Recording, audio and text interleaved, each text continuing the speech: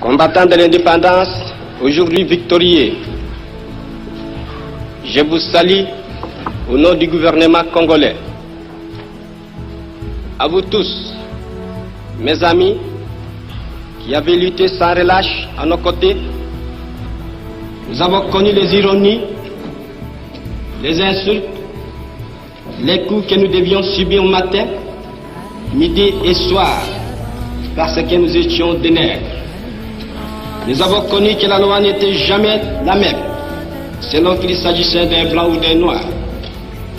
Qui oubliera les fusillades, les cachons furent brutalement jetés, ceux qui ne voulaient plus se soumettre au régime d'injustice, d'oppression et d'exploitation. Ça, c'est vraiment le moment de ce fameux discours du 30 juin 1960.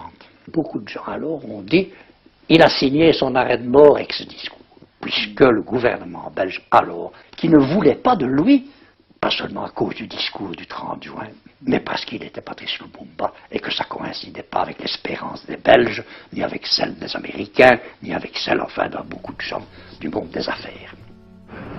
Bien longtemps d'avance, j'ai souvent lutté contre l'injustice. J'étais profondément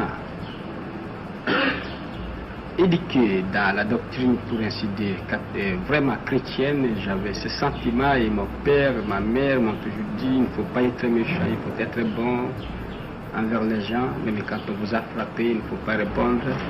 Et alors je n'ai jamais compris dans ma vie pourquoi à l'école on nous enseignait pour être bon, il faut la charité chrétienne, il faut l'amitié entre les hommes.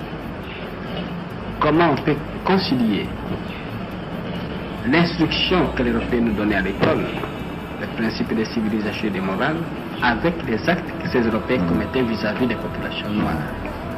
Et c'est en faisant cette observation au jour le jour, à comparer les principes qu'on nous enseignait, les actes que ceux qui nous enseignaient commettaient.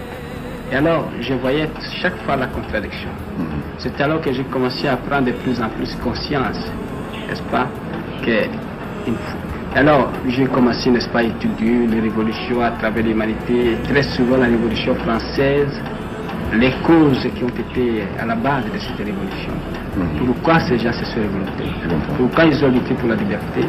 Et j'ai compris que vraiment, à travers toutes les révolutions, il y a un élément profond, c'est la lutte contre l'injustice, contre l'oppression.